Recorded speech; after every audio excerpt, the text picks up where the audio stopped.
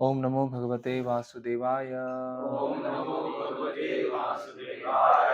ओम नमो भगवते वासुदेवाय। ओम नमो भगवते वासुदेवाय। ओम नमो भगवते वासुदेवाय। ओम नमो भगवते वासुदेवाय। श्रीमद् भागवतम स्कंद 5 अध्याय 5। भगवान ऋषभ देव द्वारा अपने पुत्रों को उपदेश। श्लोक क्रमांक 18। गुरुर्न सस्यात् स्वजनो न सस्यात् पिता न सस्यात् जननी न सस्यात् दैवं न तत्स्यान्न प्रतिष्ठ सस्यान् न मोचयेत्या समुपैति मृत्युम। अब रिपीट कीजिएगा आप लोग।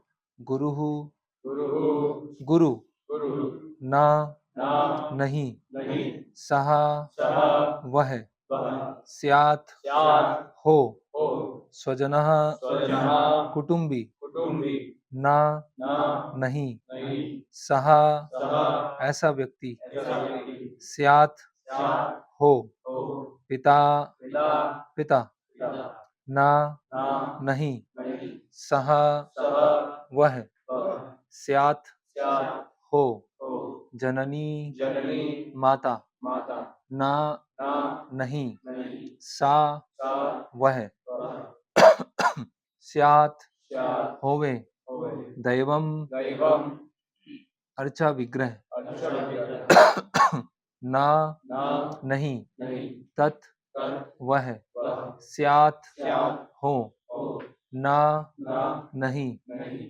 पति पति पति पति चा चा भी भी सह सह वह वह स्यात् स्यात् होए होए ना ना नहीं नहीं मोचयेत मोचयेत् उबार सकता है यहाँ जो जो समुपैत मृत्युम समुपैत मृत्युम बारंबार जन्म मृत्यु के मार्ग पर बारंबार जन्म मृत्यु के मार्ग पर अग्रसर होने वाले को अग्रसर होने वाले अनुवाद एवं तात्पर्य कृष्ण कृपा मूर्ति अभय चरणारविंद भक्ति वेदांत स्वामी श्रील प्रभुपाद जी द्वारा अनुवाद। जो अपने आश्रित को बारंबार के जन्म मृत्यु के पथ से न उबार सके उसे कभी भी गुरु पिता पति माँ या आराध्य देव नहीं बनना चाहिए। तात्पर्य गुरु कई प्रकार के होते हैं किंतु ऋषभ देव का उपदेश है कि जो गुरु अपने शिष्य को जन्म मरण के पथ से उबार सकने में असमर्थ हो उसे गुरु नहीं बनना चाहिए। श्री कृष्ण का शुद्ध भक्त हुए बिना कोई व्यक्ति बारंबार जन्म तथा मृत्यु के पथ से अपने को बचा नहीं सकता।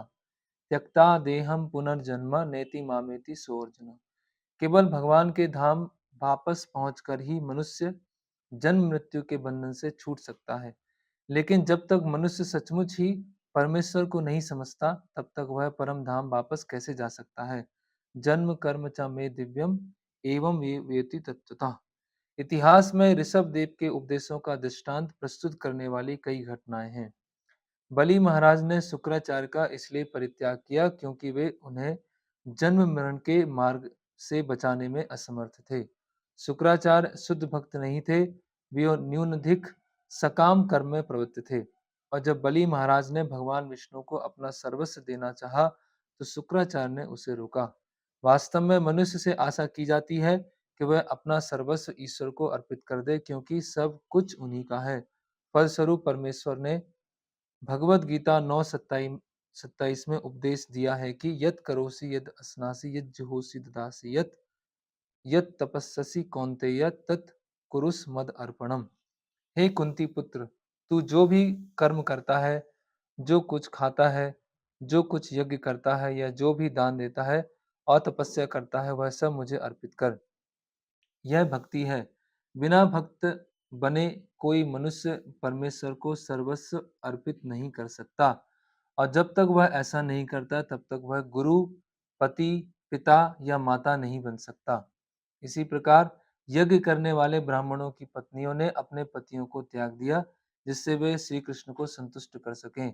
यह ऐसा उदाहरण है जिसमें एक पत्नी अपने पति का परित्याग इसलिए करती है क्योंकि वह जन्म मरण के आसन्न संकटों से उसे उबार नहीं सकता। इसी प्रकार प्रहलाद महाराज ने अपने पिता तथा भरत महाराज ने अपनी माता का परित्याग किया। जननी न सस्यात्, दैवम शब्द देवता या अपने अधीन की अर्चना स्वीकार करने का द्योतक है। सामान्य रूप से गुरु, पति, पिता, माता या गुरु परिजन अपने से कनिष्ठ परिजन की आराधना स्वीकार कर लेते हैं, किंतु यहाँ पर ऋषभ देव इसके लिए मना करते हैं। पहले तो पिता, गुरु व पति को इतना सक्षम होना चाहिए कि अपने आश्रित को बारंबार जन्म तथा मृत्यु से उबार सके। यदि वे ऐसा नहीं कर पाते तो वे अपने अवैधिक कर्मों के कारण भर्त्सना के सागर में डूबते हैं। प्रत्येक मनुष्य को चाहिए कि अपने आश्रित का वैसा ही ध्यान रखे जैसे कि गुरु अपने शिष्य का, पिता अपने पुत्र का रखता है। ये सारे उत्तरदायित्व ठीक प्रकार से एक साथ तब तक नहीं निभाए जा सकते जब तक अपने आश्रित को जन्म मरण के चक्कर से उबारा ना जा सके। ओम अज्ञानतिमिरन्धस्य ज्ञानाञ्जनं शलाकया चक्षुरुन्मिलितं येन तस्मै श्रीगुरुवे नमः। श्रीचैतन्यमनोभीष्टं स्थापितं येन भूतले स्वयं रूपकदा मह्यं ददाति स्वापदान्तिकम्। नमः ओं विष्णुपादाय कृष्णपृष्ठाय भूतले श्रीमते भक्तिविकास स्वामिति नामिने। नमः ओं विष्णुपादाय कृष्णपृष्ठाय भूतले श्रीमते भक्तिवेदांत स्वामिति नामिने। नमस्ते सारस्वते देवे गौरवाणी प्रचारणे निर्विशेष शून्यवादी पाश्चात्य देशे तारणे। जय श्री कृष्ण चैतन्य प्रभु नित्यानंद श्री अद्वैत गदाधर श्रीवासादि गौर भक्त वृंद। हरे कृष्णा कृष्ण कृष्ण हरे हरे, हरे राम राम राम हरे हरे। हरे कृष्णा। तो आज हमारा विषय है माता पिता का क्या उत्तरदायित्व होता है और जो बच्चे हैं उनका माता पिता के प्रति क्या उत्तरदायित्व होता है ना। तो हम सब विचार करते हैं कि हमारे इस भौतिक जगत में अलग अलग तरह के क्या हैं, कर्तव्य हैं, है ना, ड्यूटीज हैं। तो साधारणतः व्यक्ति ये सोचता है कि मेरे माता पिता खुश रहें, सुखी रहें, किसी भी चीज़ की कमी ना हो, जो भी इनकी इच्छाएं हैं वो मैं पूरा कर पाऊँ, है ना, मैं कभी उनको दुखी ना करूँ, है ना, पढ़ लिख के मैं बड़ा हो जाऊँ, बड़ी जॉब लग जाए, जिससे माता पिता गर्व के साथ बोल सकें कि मेरा बच्चा इतना आगे बढ़ गया है। तो ये सब बच्चे सोचते हैं कि हमारा माता पिता के प्रति उत्तरदायित्व है। तो किसको हम बोलते हैं उत्तरदायित्व, किसको हम बोलते हैं ड्यूटीज। तो शास्त्रों में कर्तव्यों के बारे में कई जगह बताया गया है और अर्जुन को भी भगवान कई बार कर्तव्यनिष्ठ बोल रहे हैं कि आपको कर्तव्यनिष्ठ होना चाहिए। तो दो तरह के कर्तव्य होते हैं, दो तरह के स्वधर्म होते हैं। एक स्वधर्म होता है जो हमारा शरीर से संबंधित होता है, एक स्वधर्म होता है जो आत्मा से संबंधित होता है। स्व मतलब हम स्वयं, स्व होता है ना, स्व, ओन, हम खुद। तो एक शरीर से संबंधित है और एक आत्मा से संबंधित। और शरीर से संबंधित जो स्वधर्म है वो किसमें दिखा बताया गया है, धर्म शास्त्रों में बताया गया है। जैसे मनु संहिता है, पराशर स्मृति है, ऐसे अलग अलग धर्म शास्त्र हैं उसमें बताया गया है। और जो आत्मा से संबंधित स्वधर्म है वो किसमें बताया गया है, श्रीमद् भागवत में बताया गया है, भगवत गीता में बताया गया है। भागवत धर्म के बारे में चर्चा की गई है। तो जैसे कि मनु संहिता में आता है मातृ देवो भव, पितृ देवो भव, है ना, माता जो है पूजनीय है ना, पिता कौन है, पूजनीय है, अतिथि देवो भव। सुना आपने ये सब? तो माता पिता क्या होते, पूजनीय होते। इसीलिए जो हमारी वैदिक संस्कृति है उसमें प्रातः काल उठकर चरण स्पर्श करना, अभिवंदन करना, है ना, ये एक अ, साधारण एक नियम है। जैसे कि हम देखते हैं कि श्रील प्रभुपाद जी के दो शिष्यों की दीक्षा हुई, गर्ग मुनि प्रभु और ब्रह्मानंद प्रभु। तो प्रभुपाद जी ने कहा कि आप दोनों अभी जाके अपने माता पिता के चरण स्पर्श कीजिए। तो वो उनके माता पिता तो भक्त नहीं थे और वो तो पाश्चात्य संस्कृति से थे, फिर भी प्रभुपाद जी ने इस चीज़ पे जोर दिया कि माता-पिता का सम्मान करना, है ना? माता-पिता पूजनीय हैं। तो मातृ देवो भव, पितृ देवो भव क्यों बताया गया? माता-पिता पूजनीय क्यों हैं? क्योंकि माता-पिता हमको हमारा जो वास्तविक लक्ष्य है, वो उस तरफ हमें निर्देशित करते हैं। सबसे पहले गुरु कौन होते हैं जीवन में? माता होती है ना? जो हमको बहुत सारी चीज़ें सिखाती है ना?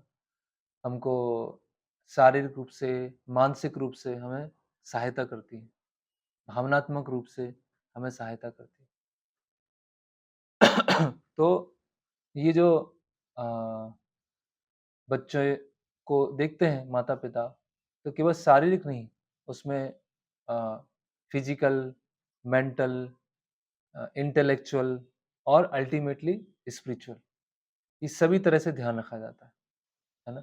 फिज़िकली कैसे ध्यान रखा जाता है कि रोटी, कपड़ा, मकान का प्रबंध करना, अगर साधारण हिंदी में बोलें तो, है ना? मतलब शारीरिक समस्या नहीं होना चाहिए, खाने की समस्या नहीं होना चाहिए।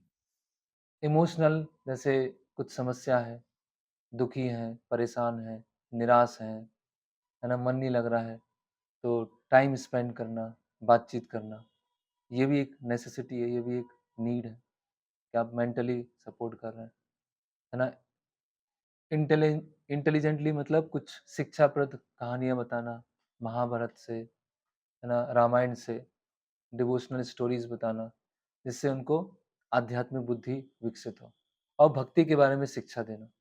तो ये पूरा जो होता है, ये पूरा जो पैकेज है, वो माता-पिता का कर्तव्य होता है बच्चों के प्रति, है ना? तो उनका जो शारीरिक स्तर पे जो धर्म होता है, जो कि धर्म शास्त्रों में बताया गया है, उसका एकमात्र उद्देश्य होता है कि वो भागवत धर्म को कैसे अच्छे से फॉलो करें। तो माता-पिता बच्चे की देखभाल, ये एक आदर्श जो बताया गया है शास्त्रों में, कि क्यों करते हैं? जिससे बच्चे क्या है, आगे चल के भक्त बने। क्योंकि ऋषभदेव यहाँ पर बता रहे हैं। ऋषभदेव कौन है? भगवान के अवतार, भगवान के सत्यावीस अवतार। तो अपने 100 पुत्रों को ये आदेश दे रहे हैं। क्या दे रहे हैं? सबसे पहले उन्होंने क्या दिया? नायम देहो, देहो भाजाम निर्लोके, है ना? कि जीवन कुकर और शुकर की तरह विष्ठा खाने के लिए नहीं बना है।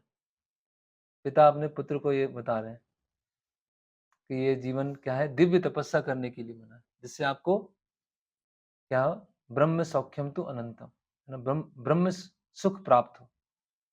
तो उसी आगे श्लोकों में ये श्लोक हमने जो पढ़ा है अभी, कि किसी को भी रिस्पेक्ट वाला पद कब तक नहीं लेना चाहिए, जब तक वो अपने आश्रितों को जन्म मृत्यु के चक्र से ना निकाल सके, मतलब उसका दिशा निर्देशन ना कर सके, है ना?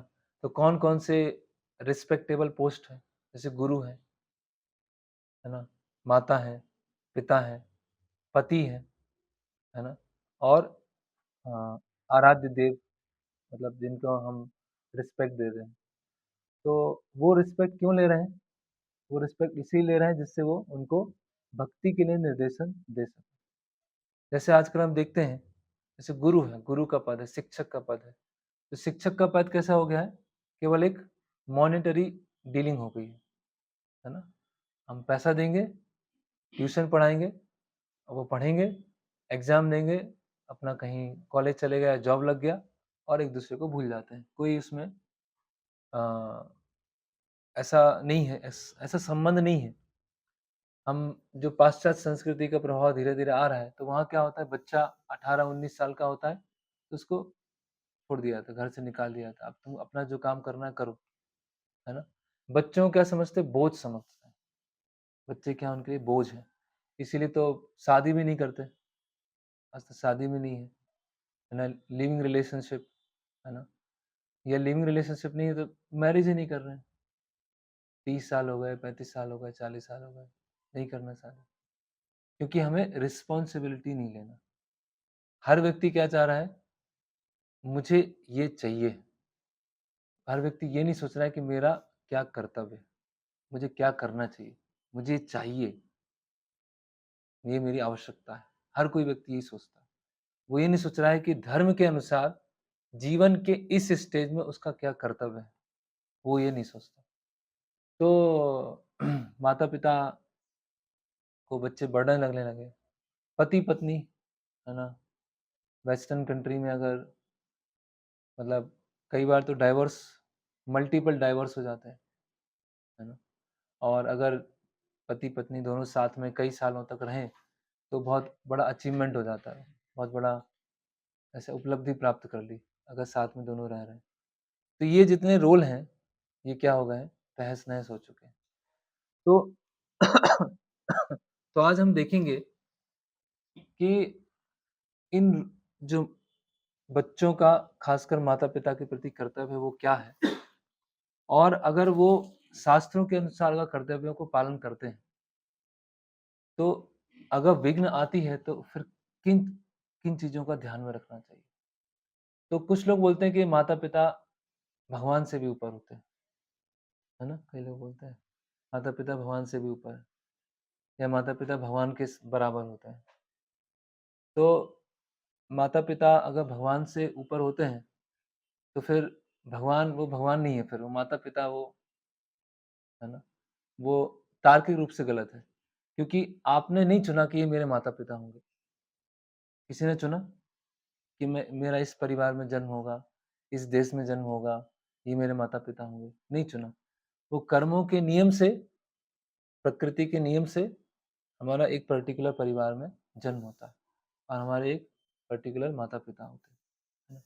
तो हमारे हाथ में नहीं है और यस माता-पिता इसीलिए उन इतने पूजनीय हैं क्योंकि हमें वो भगवान की तरफ ले जाते हैं।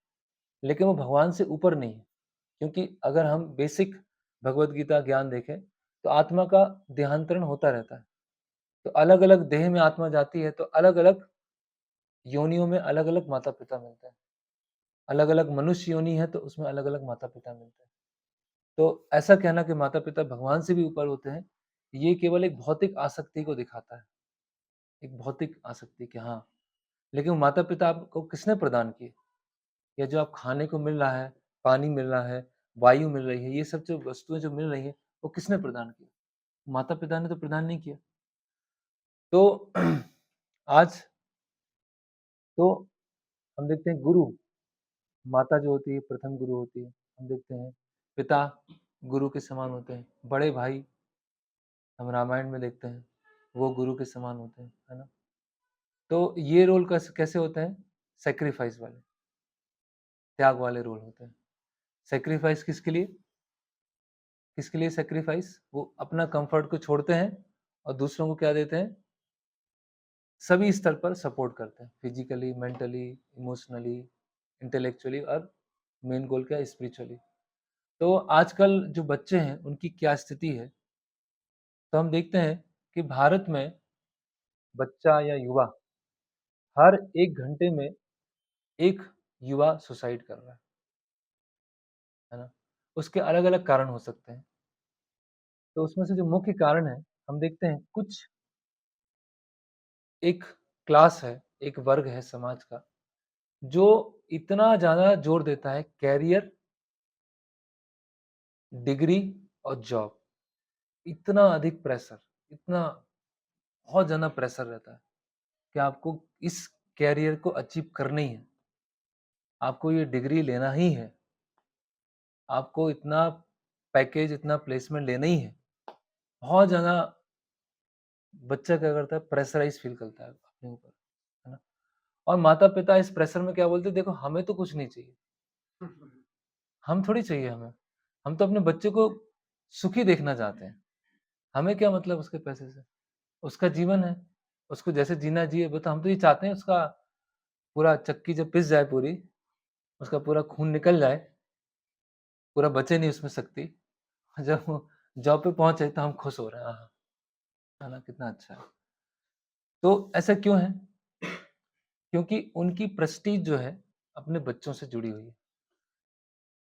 अगर बच्चा टॉप नहीं करेगा, तो माता-पिता टॉप नहीं कहलाएँगे। अगर बच्चा मान लीजिए अ, किसी कोई अच्छा-सा एग्ज़ाम क्रैक करके पहुँच गया, तो बच्चे बोल सक माता-पिता बोल सकते हैं कि देखो हमारा बच्चा कलेक्टर है, हमारा बच्चा आईपीएस ऑफिसर, है ना?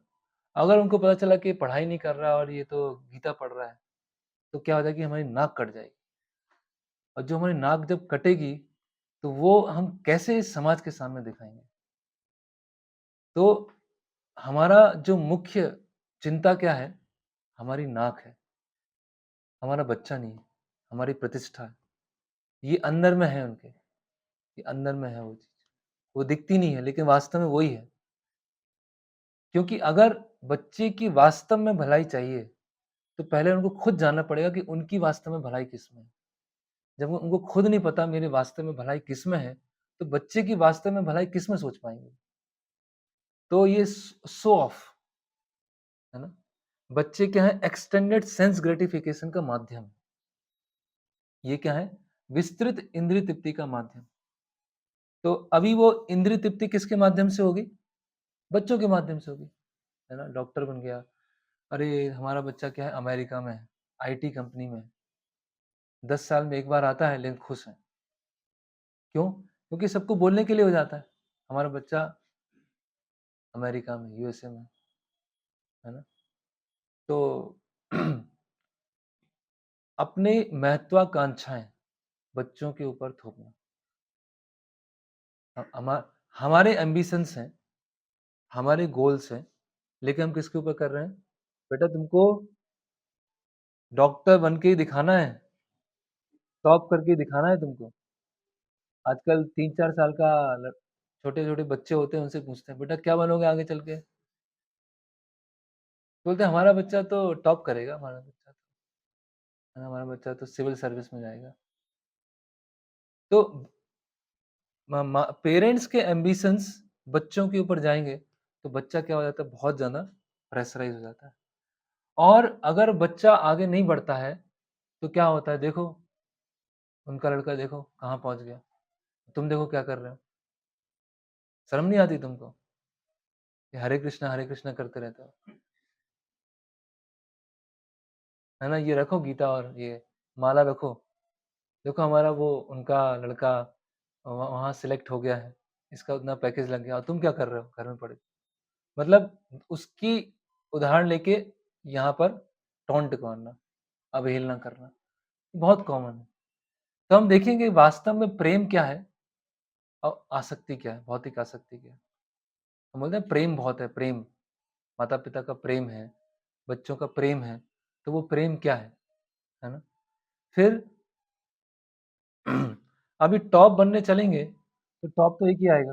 अगर टॉप बहुत सारे आ जाएँगे तो टॉप का मतलब नहीं है ना। जैसे हम देखते हैं कई बार बुक डिस्ट्रीब्यूशन में जाते हैं, तो बसेस होती हैं, तो बच्चे बहुत भारी बैग लेके जाते हैं, है ना? इतना भारी बैग होता है कि वो छोटा सा जो बच्चा होगा, उसके वेट से अधिक तो किताबें होती हैं, इतना अधिक।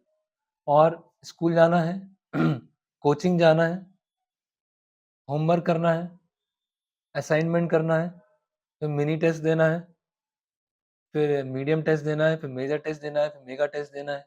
इतने सारे टेस्ट हो गए। तो अभी हम जा रहे थे ट्रेन में, तो एक गीता का कोई प्रचार कर रहे थे। मतलब वो कोई दूसरा गीता था, वृद्ध व्यक्ति थे, तो ऐसे डाँट रहे हैं सबको, "तुम सब माता-पिता कैसे हो गए हो?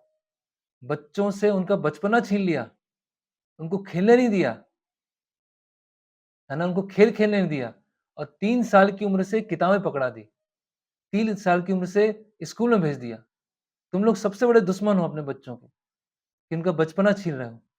5 5-6 साल तक तुमको खेलने देना चाहिए, है ना? आजकल क्या होता है, 3-4 साल का बच्चा होता है और बस माता-पिता को टेंशन हो जाती है। क्यों होती है? कि सब सब आस-पास के लोग जा रहे हैं, है ना? एलकेजी, यूकेजी, प प्लेग्राउंड, अंडरग्राउंड पता नहीं क्या-क्या है। वूम केजी, प्री वूम केजी। तो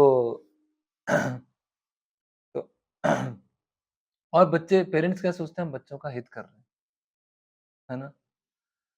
तो बच्चों को ऐसे माहौल में वो चले जाते हैं कि वो बहुत ज़्यादा प्रेशराइज़ फ़ील करते हैं और फिर ऐसा नहीं, जो बची कुची कसर होती है, फिर वो कॉलेज में जाके पूरी होती है, स्कूल में जाके पूरी होती है।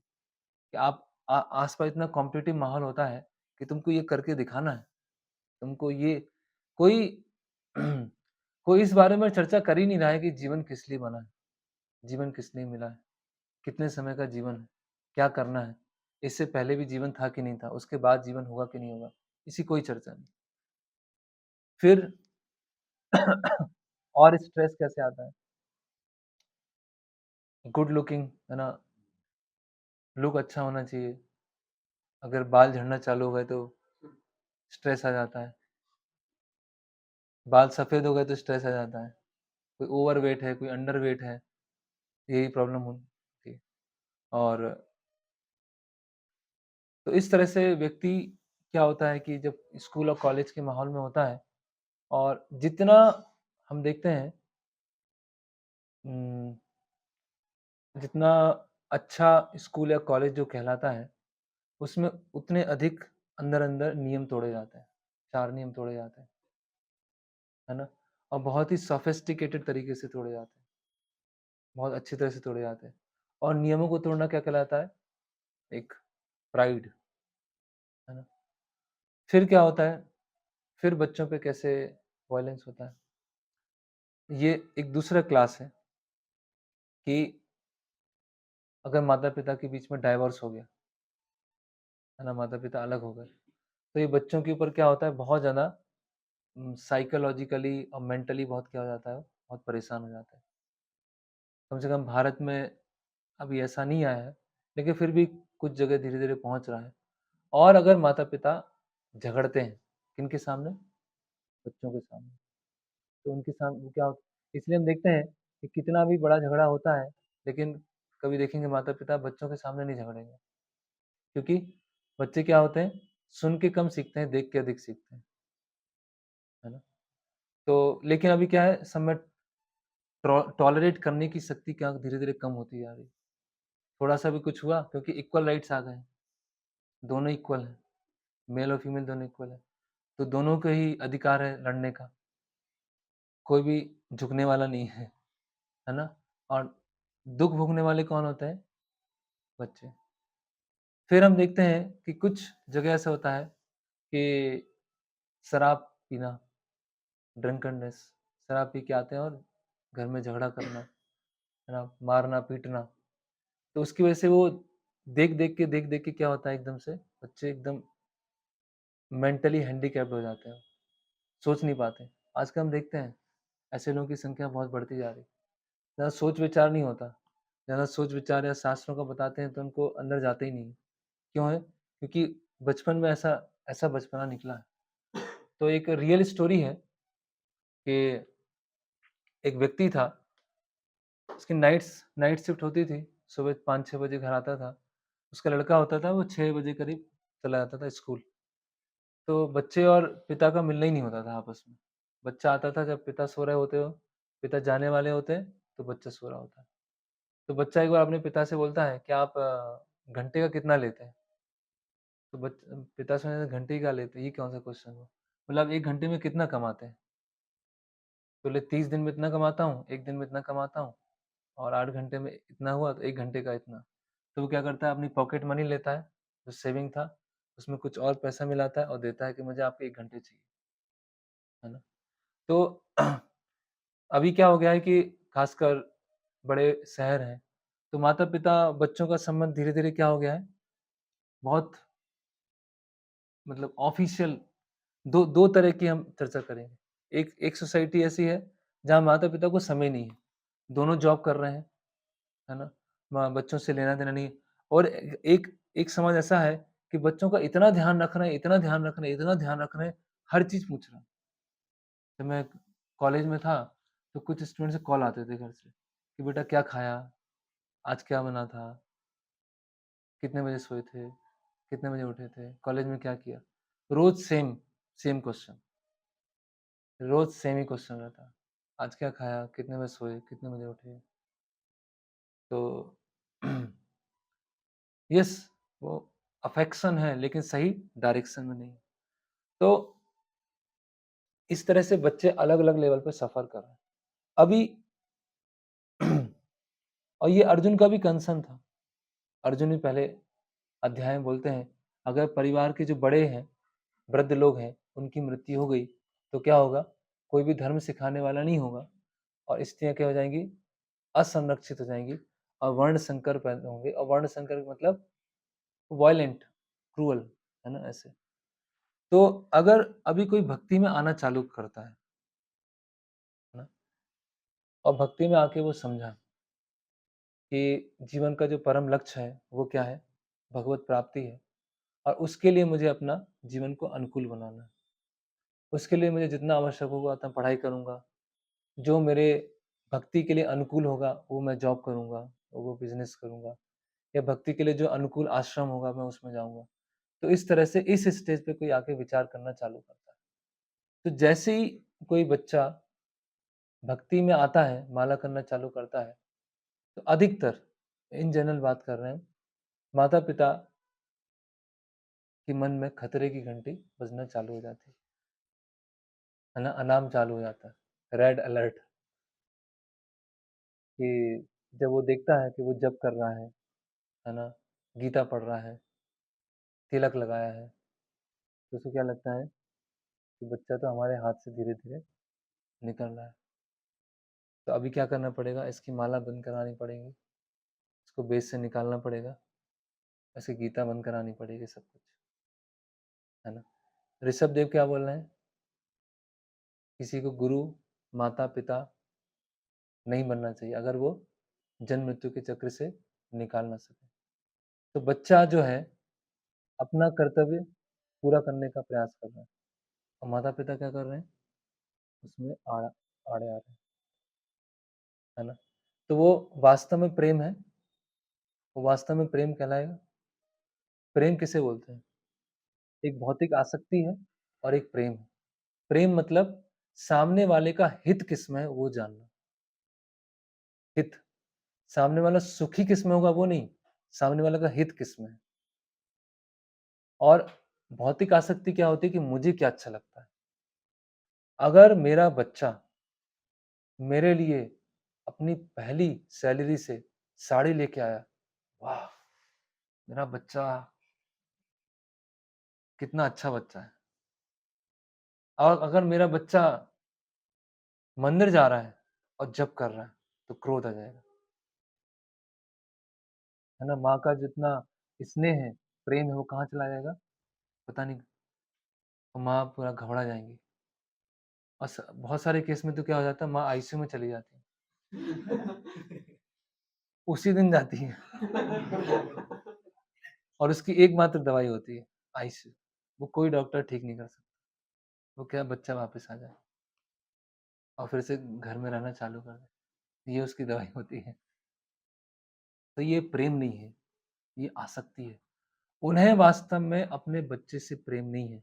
उन्हें किससे प्रेम है? खुद से प्रेम है और मुझे सुख प्रदान करता है अगर मेरा एक्सटेंडेड सेंस ग्रेटिफिकेशन मेरे साथ में रहे। अगर मेरा विस्तृत इंद्रिय तृप्ति मेरे साथ में नहीं है, तो मुझे दुःख होता है। इसको प्रेम कहेंगे? इसको प्रेम नहीं कहेंगे। ये खोखलापन है। ये वास्तव में प्रेम नहीं है। ये भौतिक आसक्ति है। हम देखते हैं शास्त्रों में उदाहरण, जैसे कि माता सुनीति, है ना? ध्रुव महाराज का जब अपमान हुआ, तो ध्रुव महाराज ने निश्चित किया कि मुझे नारायण के पास जाना है और उनकी माता उनको डायरेक्ट करती है और वो जाते हैं, तपस्या करते हैं 6 महीने, भगवान के दर्शन होते हैं और अंतिम में जब ध्रुव महाराज भगवत धाम जा रहे होते हैं, तो विचार करते हैं कि कौन कारण बने मेरे भगवत धाम जाने का? तो बोलते हैं नारद मुनि है। बोले नारद मुनि तो ऑलरेडी भगवत धाम में ही है और मेरी माता है। तो मेरी माता के कारण मैं अभी जा पा रहा हूँ क्योंकि उन्होंने मुझे निर्देशन दिया था। तो प्रभुपाद जी फिर वहाँ बताते हैं, जो विष्णुदूत होते हैं कि आपसे आगे एक विमान जा रहा है, उसमें आपकी माँ बैठ के जा रही है। तो प्रभुपाद जी वहाँ लिखते हैं कि हर माता को सुनीति जैसा होना चाहिए, हर माता को सुनीति। अगर उनका पुत्र आगे बढ़ना चाह रहा है, भक्ति में आगे चढ़ना चाह तो उसको और ज़्यादा प्रोत्साहन दिया जाना चाहिए। Yes, very good. क्यों? वास्तव में शास्त्र का निर्देश है, तुम पुत्र होने का कर्तव्य पूरा निभा रहे हो। इस तरह से उसको प्रोत्साहन मिलना चाहिए। ऐसा नहीं होना चाहिए कि उसको खींचना चालू कर दिया, है ना? नहीं तो वो ये समझ लीजिए वो प्रेम नहीं है। उनको खुद से प्रेम है, खुद से केवल एक अंधा आसक्ति है।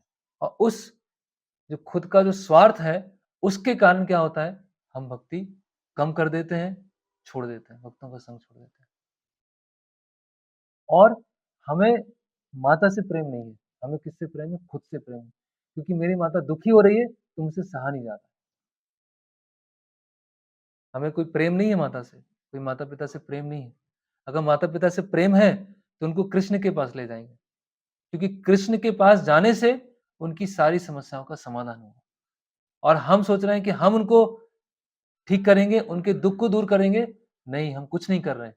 हम ख अपने अपने आप को दिलासा दे रहे हैं, मुझे दुःख हो रहा है और घर में कैसा हो गया, कितना कैसी स्थिति हो गई, मुझे भी अच्छा लग नहीं रहा, तो ठीक है, माला छोड़ देते हैं। कोई घर का नहीं, सब अपने लिए जीवन जी रहे हैं, सिंपल बात है, सब अपने लिए जीवन जी रहे हैं। जब तक भक्त नहीं बने, सब अपने लिए जीवन जी रहे हैं। माता-पिता क्यों बोल रहे हैं आगे बढ़ो? क्योंकि उनकी समाज में प्रतिष्ठा होगी। बच्चा क्यों कर रहा है? माता-पिता खुश होंगे, हाँ, तो मुझे खुश मिल रही है। वो बस एक्सटेंडेड सेंस ग्रेटिफिकेशन, उसके अलावा और कुछ नहीं। तो हम देखते हैं गौर मोहन डे, प्रभुपाद जी के पिता, है ना? उन्होंने जो भी साधु आते थे उनके घर में, वो क्या बोलते थे कि आप इसको आशीर्वाद दीजिए कि राधा रानी का शुद्ध भक्त बने। मृदंग सिखाना, राधा गोविंद के विग्रह पूजा कराना, रथ यात्रा निकालना। उनकी जो माँ है वो चाहती थी कि वो बैरिस्टर बने, लंदन जाए, वहाँ पढ़ाई करने जाए। लेकिन गौर मोहन डे नहीं चाहते। और प्रभुपाद जी ने क्या बोला कि मैंने अपने पिता से सभी जो भक्ति के सारे विधि-विधान है वो सीखे। जो पुस्तकों का प्रकाशन और पुस्तकों का वितरण, वो मैंने अपने गुरु महाराज से सीखा। और बाकी चीज़ें मैंने अपने पिता से सीखी। तो फिर हम देखते हैं भक्ति विनोद ठाकुर। भक्ति विनोद ठाकुर ने अपने जो पुत्र हैं, विमला प्रसाद, उनके लिए चैंटिंग कंपल्सरी था। 2-3 साल की उम्र में चैंटिंग कंपल्सरी करनी है आपको। श्लोक रिसाइट करना है।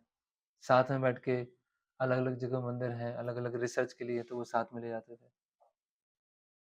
है ना? तो वो वो पिता का रोल है। वो वास्तव में स्नेह है। हम ऋषभ देख रहे हैं इसमें, जो अपने 100 पुत्रों को निर्देश दे रहे हैं।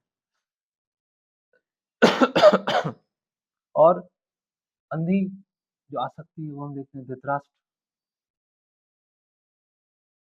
केवल आँखों से अंधा नहीं है, ज्ञान में भी अंधा है।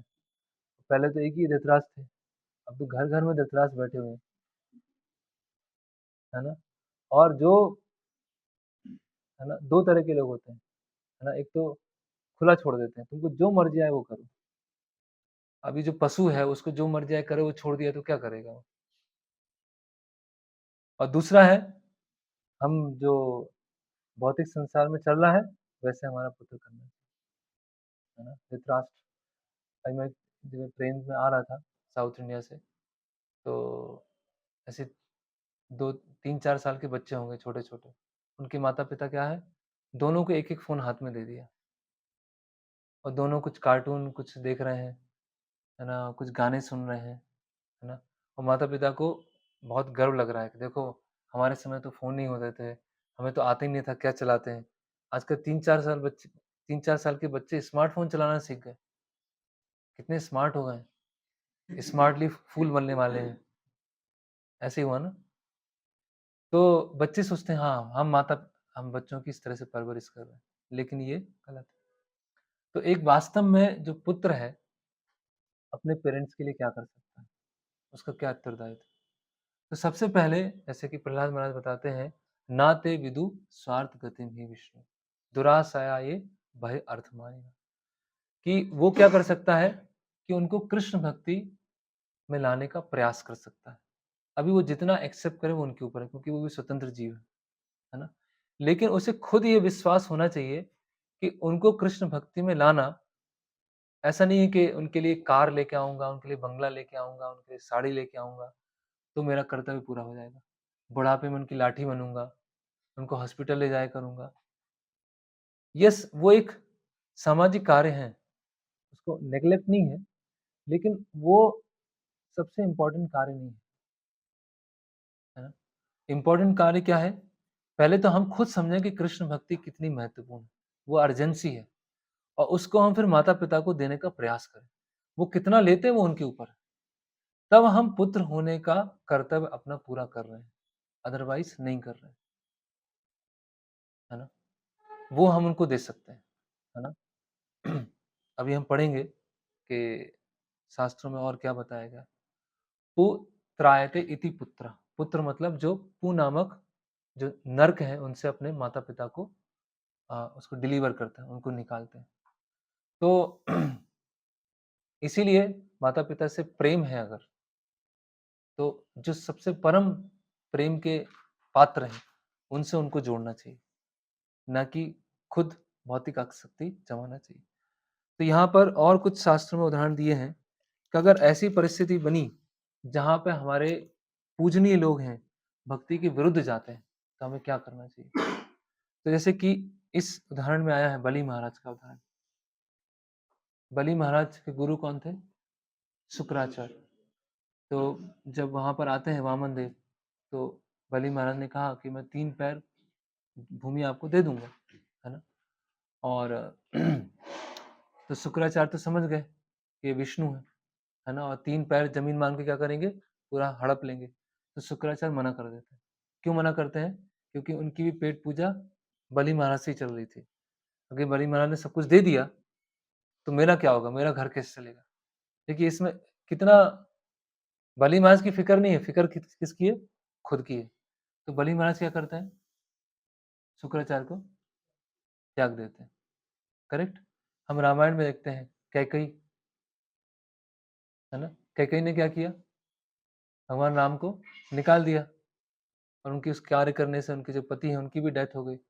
और बाद में वो क्या सोचती हैं कि अरे! ये तो सब मैं भरत के लिए कर रही थी, अपने पुत्र के लिए कर रही थी, है ना?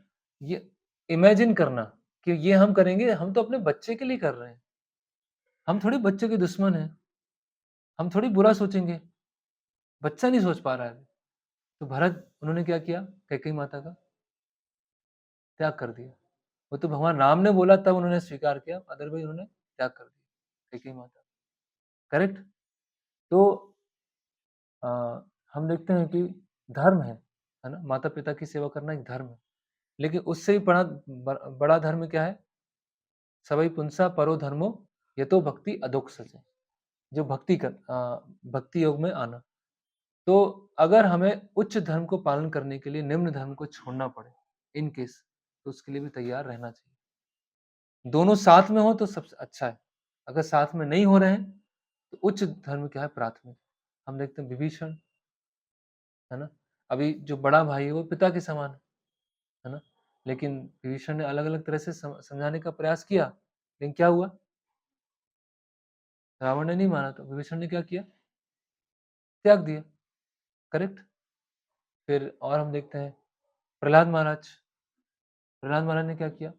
अपने पिता का उनकी बात नहीं सुना, है ना? और अलग-अलग तरह से उनको कष्ट देने का प्रयास किया, लेकिन प्रहलाद महाराज ने नहीं सुना, है ना? तो फिर इसमें और ब्राह्मणों की पत्नी के बारे में आया। जब भगवान कृष्ण अपनी गायों को चराते-चराते कहाँ पहुँचते हैं? मथुरा के पास पहुँचते हैं, मथुरा की सीमा के पास में। और वहाँ क्या होता है? उनको भूख लगती है, तो बोलते हैं कि पास में ब्राह्मण हैं कुछ और यज्ञ कर रहे हैं, उनके पास आप जाओ और कुछ भिक्षा लेके आओ। तो ब्राह्मणों के पास वो जाते हैं और बोलते हैं कि हमें कुछ भिक्षा चाहिए। अब ब्राह्मण जो यज्ञ कर रहे हैं, वही यज्ञ पुरुष आ गए आपसे भिक्षा लेने के लिए और ब्राह्मण क्या बोलते हैं कि हमें बस समय नहीं है, आप लोग जाओ बच्चे, है ना? तो फिर बच्चे वो ग्वाल वापस आ जाते हैं। तो भगवान बोलते हैं जो ब्राह्मण पत्नी है उनके पास जाओ, वो भिक्षा देंगे। तो ब्राह्मण पत्नी के पास में जाते हैं और ब्राह्मण पत्नी के पास में जाते हैं, तो देखो पति ने बोला कि नहीं, तो पति की आज्ञा का उल्लंघन करके वो ब्राह्मण पत्नी क्या होती है? आती है। अब भगवान कृष्ण ग्वाल वालों को सबको भोजन कराती हैं और रहती हैं और फिर वापस जाती हैं। एक तरह से उन्होंने अवहेलना किया, एक जो स्त्री धर्म है उसको उल्लंघन किया, लेकिन वो भगवान की परम भक्त के रूप में देखी जाती है। तो इस तरह से शास्त्रों में ये भी प्रावधान है कि अगर ज़रूरत पड़े, है ना? तो त्याग का मतलब ऐसा नहीं है, त्याग का मतलब अभी वैसा हृदय से संबंध नहीं है। हृदय से संबंध तो किसके साथ रह सकता है? आत्मा से संबंध किसके साथ रह सकता है? जो हमको भक्ति करने में प्रोत्साहन दे रहे हैं। जो भक्ति करने में प्रोत्साहन नहीं दे रहे हैं, भक्ति करने में आगे बढ़ा नहीं दे रहे हैं, तो कैसे संबंध रहेगा? अगर संबंध है, कहीं हमको लग रहा है, तो वो आपकी भौतिक आसक्ति है, वो आपकी भौतिक आसक्ति है। इसीलिए हमें प्रयास करना है, उनके हित के बारे में सोचना है। जैसे हम देखते हैं कि विदुर हैं, है ना? विदुर अपने जो बड़े भाई हैं, धृतराष्ट्र के बारे में सोच रहे हैं, कितना उनको खरी-खोटी सुनाया गया। कुरुक्षेत्र युद्ध से पहले दुर्योधन ने बताया, धृतराष्ट्र विदुर नीति आता है पूरा, पूरा एक शास्त्र है विदुर नीति। तो भी सुनने के बावजूद भी धृतराष्ट्र सुना नहीं, लेकिन विदुर ने हार नहीं मानी और कुरुक्षेत्र युद्ध हुआ, उसके पश्चात विदुर आते हैं और धृतराष्ट्र को खूब सुनाते हैं कि तुम भीम के पड़े हुए टुकड़ों में पल रहे हो, खाँस रहे हो, खाँस में से अलग-अलग ती राग आ रही है आपके गले में से, आँखों से दिखाई नहीं देता है, कान से सुनना बंद हो गया है, कब तक पड़े रहोगे ऐसे? निकलो यहाँ से। और धृतराष्ट्र वहाँ से निकल जाता है। तो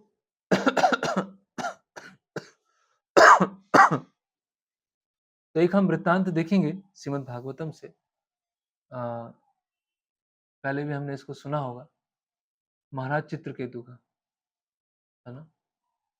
तो इसमें क्या होता है कि चित्रकेतु महाराज हैं, उनकी बहुत कई पत्नियाँ होती हैं, है ना? लेकिन उनको कोई पुत्र नहीं होता है ना? तो उनके घर में एक बार अंगिरा मुनि आते हैं एक दिन, और अंगिरा मुनि उनको कुछ बताने आए थे, कुछ उपदेश देने आए थे। लेकिन चित्रकेतु महाराज क्या थे, उस समय बहुत शोक में थे। तो व्यक्ति शोक में था, तो अंगिरा मुनि सोचते हैं कि अभी सुनने के उसमें नहीं है ये। तो बोलते हैं कि मुझे बहुत बड़ा दुःख है। क्या दुःख है? कि मेरा कोई उत्तराधिकारी नहीं है। तो उत्तराधिकारी कैसे हो? पुत्र चाहिए। तो अंगिरा मुनि बोलते हैं कि आप यज्ञ कीजिए और यज्ञ में जो खीर है, जो यज्ञ कुंड को अर्पित करेंगे, वो आप अपनी पत्नी को दीजिए। आपको एक पुत्र प्राप्त होगा, जो आपके हर्ष और शोक का कारण होगा। इस तरह से वो अंगिरा मुनि बोलते हैं। तो अंगिरा मुनि जब वहाँ से चले जाते हैं, तो राजा चित्रकेतु सोचने लगते हैं कि हर्ष और शोक दोनों का कारण होगा। ये क्या बात है? बोले हर्ष का कारण इसीलिए है क्योंकि अच्छा बच्चा है ना? शोक का कारण इसीलिए होगा क्योंकि एक ही बच्चा है और सब कुछ उसी को मिलने वाला है, तो हो सकता सुने नहीं, है ना? उसको थोड़ा प्राउड आ जाए, तो इसीलिए उसको शोक होगा। तो कृतदिति जो थी उनकी पहली पत्नी थी, उनको वो प्रसाद देते हैं और वो गर्भवती होती हैं और कुछ समय के पश्चात पुत्र का जन्म होता है और उस पुत्र का नाम क्या था? क्या रखते हैं वो? हर्ष-शोक। पुत्र का नाम है हर्ष-शोक। तो हर्ष-शोक के प्रति राजा का स्नेह बढ़ता गया, बढ़ता गया, बढ़ता गया और राजा के प्रति बढ़ा, तो जो रानी है कृतदिति, उनके प्रति भी बढ़ गया और जब रानी के प्रति बढ़ा, तो जो अन्य रानी अपने आप को नेग्लेक्टेड फ़ील करने लगी कि हमारी तो राजा हमें देख ही नहीं रहे, हमारी अवहेलना कर रहे हैं।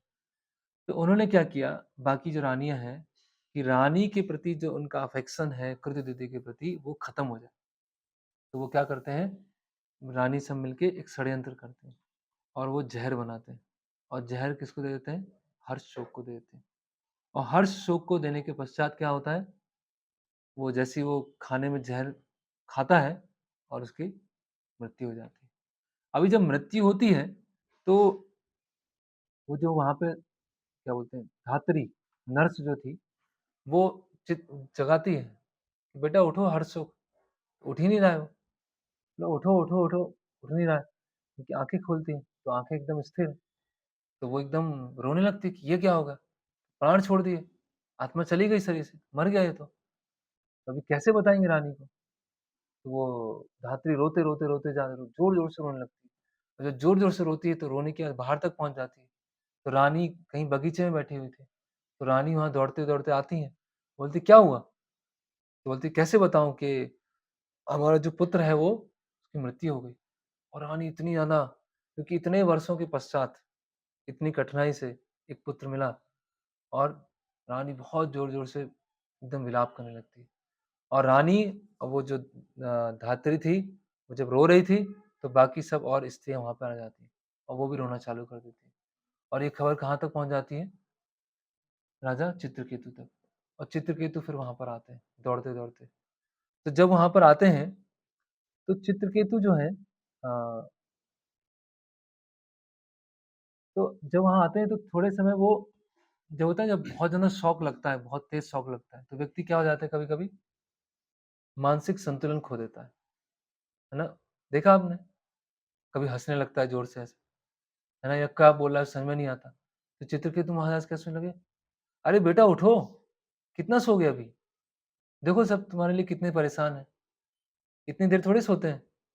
तो ऐसे वो पुत्र से बात करने लगा, है ना? देखो तुम्हारी माँ कितनी परेशान है, हम लोग कितना परेशान हैं, इतना नहीं सोया जाता है, चलो उठो, उठो, अभी चलो खेलने का समय हो गया, अभी हम चलते हैं साथ में। तो इस तरह से राजा चित्रकेतु वहाँ बात करने लगा। तो धीरे-धीरे, धीरे-धीरे जब उस अवस्था से वो निकले, तो बहुत ज़्यादा वो विलाप करने लगे, है ना? कि जो दैव है या विधाता है वो कितना निर्दयी है, एक पिता के होते हुए पुत्र की मृत्यु हो गई, है ना?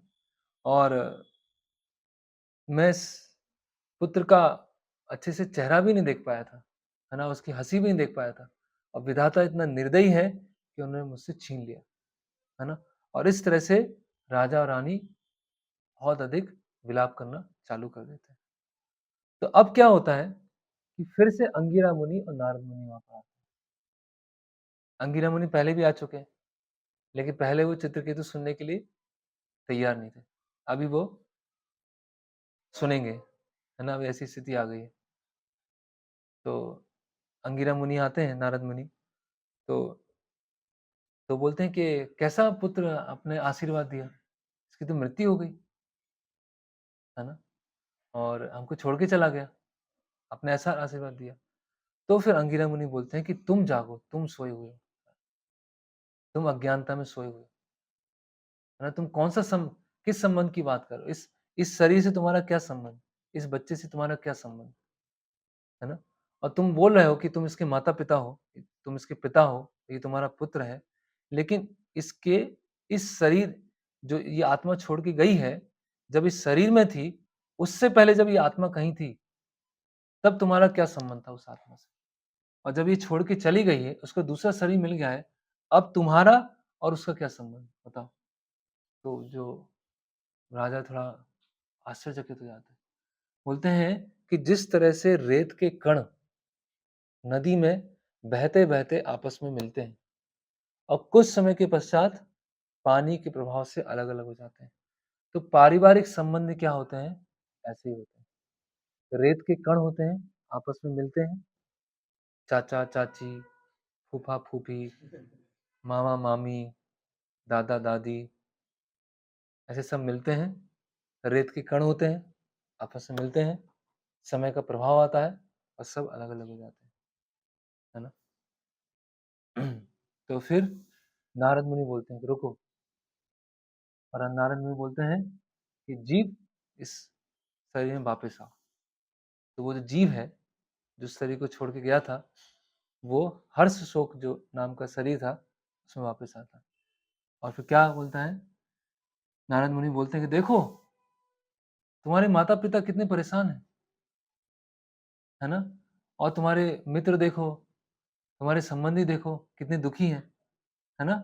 और अब तुम्हारी जो मृत्यु है अचानक हो गई थी, इसीलिए अब इस शरीर में रहते हुए एन्जॉय करो, भोग करो, है ना? तुम एक राजा के पुत्र हो, राजकुमार हो, है ना? इसीलिए इस शरीर में रहते हुए भोग करो। तो जो बच्चा था, वो एकदम गंभीर था, है ना? और क्या बोलता है कि मेरे बहुत सारे जन्म हुए हैं, देवता, पशु, सब्जी, मनुष्य, तो ये दोनों जो हैं, किस जन्म के माता-पिता हैं मेरे? ये बताइए आप। नारद मुनि को बोलते हैं। ये जो दोनों हैं, चित्रकेतु, कृतदिति, ये मेरे किस जन्म के माता-पिता हैं? और अगर आप बोल रहे हैं कि ये मेरे माता-पिता हैं, तो इससे पहले जो मेरे जन्म हुए, उन माता-पिता का क्या होगा? उनके प्रति मेरा कर्तव्य है। अगर इन दोनों के प्रति है, तो पहले ही मेरे बहुत माता-पिता हुए और मैं जब अगली योनि में जाऊँगा, तो फिर वहाँ मुझे माता-पिता मिलेंगे, तो उनके प्रति भी कर्तव्य हो जाएगा। तो क्या करूँ बताइए आप? किन-किन का कर्तव्य पालन करूँ? तो चित्रकेतु महाराज एकदम सोच रहे हैं, मतलब ज्ञान, वास्तव में ज्ञान मिल रहा है। बताते हैं कि इस संसार में वास्तव में कोई माता-पिता नहीं है। बहुत सारे millions of so called parents, I have had millions of so called, तो क्यों मैं इन्हीं को ही माता-पिता स्वीकार करूँ? ये जीव नारद मुनि से बोलता है ना? तो फिर क्या होता है? हुँ, तो इसमें उदाहरण दे रहे हैं एक ट्रेन का, यात्रा का। एक भगवत गीता में आता है देह यात्रा, हमारी सबकी ट्रेन चल रही, देह यात्रा। इस देह के अंदर में है, यात्रा चल रही। और इस देह यात्रा के समय पे क्या होता है, जैसे आप ट्रेन में जाएँगे, तो क्या होता है 5-6 लोग बैठे हुए हैं साथ में, करेक्ट? और दोस्ती हो जाती है, मित्रता हो जाती है। भक्ति में आने से पहले एक-दूसरे का खाना भी शेयर हो जाता है ना? नंबर एक्सचेंज हो गए और एकदम अच्छे दोस्त बन जाते हैं। फिर स्टेशन आता है तो क्या होता है, वो अपना उतर जाता है। ऐसा लगता है कि इतनी पक्की दोस्ती हो गई कि अब तो मिलते ही रहेंगे। लेकिन उनका स्टेशन आया तो उतर गए, फिर दूसरे का स्टेशन आया उतर। तो ये पारिवारिक संबंध कैसे हैं? जैसे ट्रेन में यात्रा कर रहे हैं, ट्रेन में जर्नी हो रही है। आप बैठे हैं, मामा-मामी, फूफा-फूफी, चाचा-चाची, माता-पिता सबके साथ बैठे हैं। एक का स्टेशन आया, दूसरे का स्टेशन आया, तीसरे का स्टेशन आया। स्टेशन मतलब मृत्यु। और फिर क्या हुआ? सब अपने-अपने स्टेशन चले गए और आपका भी स्टेशन आने वाला है फिर, कुछ समय के बाद। आप भी चले जाओगे, फिर दोबारा वो आपस में नहीं मिलने वाले, फिर अलग पेयर में चले जाएँगे। फिर और उदाहरण बताते हैं कि जैसे एक सोना होता है, सोना होता है गोल्ड, गहने होते हैं। तो सोना एक व्यापारी के पास में है, फिर व्यापारी बेचता है, फिर सोना दूसरे के हाथ में चला जाता है, फिर तीसरे के हाथ में चला जाता है, चौथे के हाथ में सोना वही है, लेकिन उसके जो क्या बोलते हैं, मालिक बदल रहे हैं। उसी तरह से जीव है, वो अलग-अलग घरों में जाता है। आज इस घर में है, फिर उस घर में, इस घर में, इस घर में। तो वास्तव में सोने और व्यापारी का संबंध नहीं है, वो तो कुछ समय का संबंध है। तो इस तरह से वो बताते हैं। तो वास्तविक पिता कौन है? वो मिलना बहुत मुश्किल है, वो मिलना बहुत मुश्किल है। बताया गया है, जन्मे-जन्मे सबे पिता माता पाए, कृष्ण गुरु नहीं मिले भज हरिये। कि सभी जन्मों में माता-पिता मिलते हैं, लेकिन कुछ ही विरले जन्म होते हैं, जिसमें हमारे वास्तविक पिता मिलते हैं। कौन है वो? वो है गुरु, बोनाफाइड स्पिरिचुअल मास्टर, वो हमें मिलते हैं। और वो जो प्रामाणिक गुरु होते हैं, वो हमें कहाँ ले जाते हैं? कृष्ण की तरफ ले जाते हैं, है ना? यही बता रहे हैं यहाँ पर। तो अब भगवान बोलते हैं भगवत गीता में, सर्व योनिषु कौन्तेय मूर्तया संभवन्ति तेषां तासां ब्रह्म महद योनिर अहम बीज प्रदापिता, कि मैं बीज प्रदान करने वाला पिता हूँ। पितामहस्य जगतो माता धाता पितामह, है ना? ये ऐसे शास्त्रों में आता है। तो इस तरह से वो जीव हैं, कुछ समय आते हैं और फिर वहां से चले जाते हैं। तो चित्रकेतु महाराज क्या है, आश्चर्यचकित हो जाते हैं और उनका सभी तरह का जो शोक था वहां से खत्म हो जाता है। तो उन्होंने कहा अंगिरा मुनि से कि आपने पहले क्यों नहीं बताया ये? तो अंगिरा मुनि ने कहा कि तुम सुनने के लिए तैयार नहीं थे। तो साधु जन क्या करते हैं, भक्त लोग क्या करते हैं, नींद से उठा देते हैं, बस, है ना? जैसे वो उदाहरण है कि सोए हुए हैं, स्वप्न हुआ, स्वप्न में उठे, शेर पीछे पड़ा हुआ है, भाग रहे हैं, भाग रहे हैं, भाग रहे हैं, भाग रहे हैं, भाग रहे हैं, भाग रहे हैं, भाग रहे हैं, शेर पीछे पड़ा हुआ है ना? पसीना आ गया बिल्कुल और जहाँ पहुँचे तो पूरा सब सब कुछ बंद है और शेर खड़ा हुआ है हमें, तो उस व्यक्ति की कैसी रक्षा करेंगे? शेर पूरा खड़ा हुआ है, अब वहाँ पर फेंसिंग लगी हुई है, वो कहीं से उतर के नहीं जा सकता है, कहीं घूम नहीं सकता है, उस व्यक्ति की कैसे मदद करें? उसको उठा के, उसको जगा के। तो हम सोच रहे हैं जीवन में ये समस्या है प्रभु जी, वो समस्या है, ये है, समझ में नहीं आ रहा है, ऐसा-ऐसा है। भाई समस्या तुमने, ये स्वप्न चल रहा है। जागो, जीव जागो, जीव जागो। गौरा चंद्र बोले, कतो निद्रा माया, कतो जाओ माया, पिशाच चिर कोले। है ना? तो जैसे दिन का स्वप्न होता है, रात्रि का स्वप्न है, वैसे ही दिन का स्वप्न है ना? वो जनक महाराज बताते हैं, जनक महाराज के पास में आते हैं। जनक महाराज के पास में अष्टावक्र मुनि आते हैं और जनक महाराज बोलते हैं कि जब रात में मैं सोया था, तो क्या हुआ? मुझे कुछ दिखाई दिया, बहुत सारी एक्टिविटी दिखाई दी।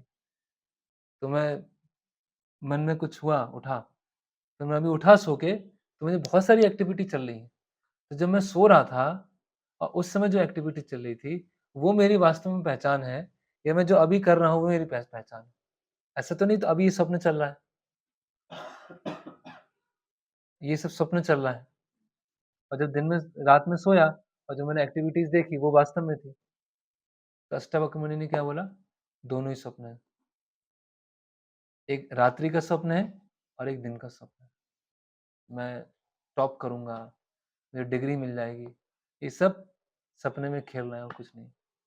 इसलिए जागो। रात्रि में देखा होगा कभी-कभी हार्ट बीट बढ़ जाती है, पसीना आ जाता है। होता है? उस समय हमको रियल लगता है। वो कितनी देर का स्वप्न होता है? 10 मिनट, 20 मिनट, 30 मिनट, 40 मिनट का। लेकिन जिस समय हो रहा होता है तो क्या लगता है? ये तो रियल है। लेकिन उड़ जाते हैं तो क्या लगता है? जैसे मैं शुरुआत में आश्रम के था तो उस समय कॉलेज के सपने आते थे, एग्ज़ाम आने वाला है। और जब सो के उठते थे, अरे! आश्रम में कोई टेंशन ही नहीं है।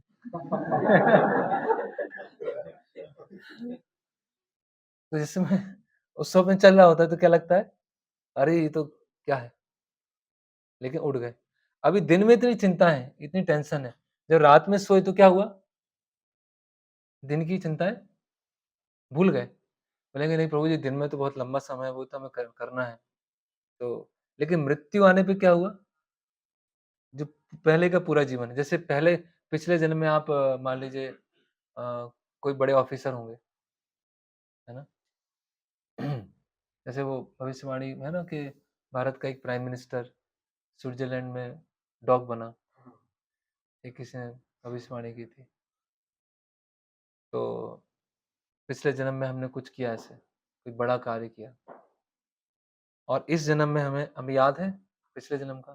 कोई है यहाँ पर? नहीं है याद? तो पिछला जन्म क्या रहा?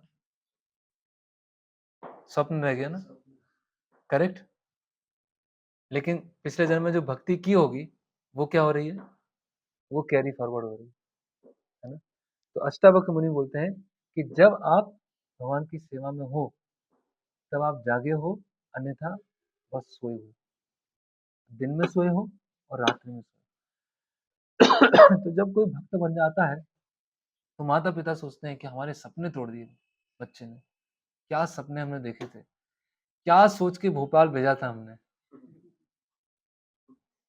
कि क्या बनेगा ये? ऑफिसर बन के आएगा और क्या बना ये? धोती कुर्ता पहन लिया इसने, कंठी माला पहन ली, है ना? सपने तोड़ दिए। तो अच्छा किया सपने तोड़ के कि बुरा किया? अभी थोड़ा-सा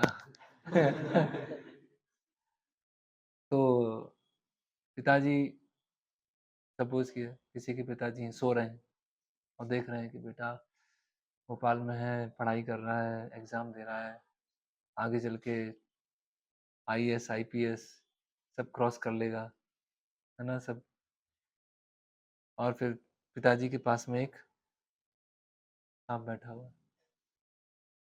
पिताजी सपने में पूरे मग्न हैं और बच्चा बोलता है, "पिताजी उठो, उठो।" कमरे में साँप आ गया, कोबरा है। अरे बेटा कितना अच्छा सपना देख रहा हूँ, तू बस एग्ज़ाम पास करने ही वाला है बस। अरे पिताजी उठो! अरे मैं सपना देख रहा हूँ कितना अच्छा। तो बहुत ज़ोर से बोला, "पिताजी उठो!" तो पिताजी उठ जाएँगे, "अरे! क्या तुमने सपना तोड़ दिया मेरा?" कितना अच्छा सपना देख रहा था मैं, तो ये बनने वाला था, एग्ज़ाम पास करने वाला था, इतनी तेरी सैलरी होती, तूने जगा दिया, सब कुछ तोड़ दिया मैंने। तो वो क्या बोलेगा, पिताजी देखो थोड़ा, पास में कौन बैठा, कोबरा है। तो बस यही स्थिति है, केवल एक भ्रम रूपी सपने देख रहे हैं। और कोई भक्ति में आ जाता है तो क्या लगता है, इन्होंने हमारे सपनों को तोड़ दिया। तो अभी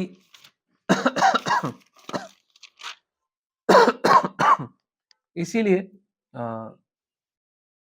अ, जो पुत्र होने के नाते हम भागवतम से बस थोड़ा ये पढ़ेंगे, उसके बाद विराम लेंगे, फिर क्वेश्चन आंसर।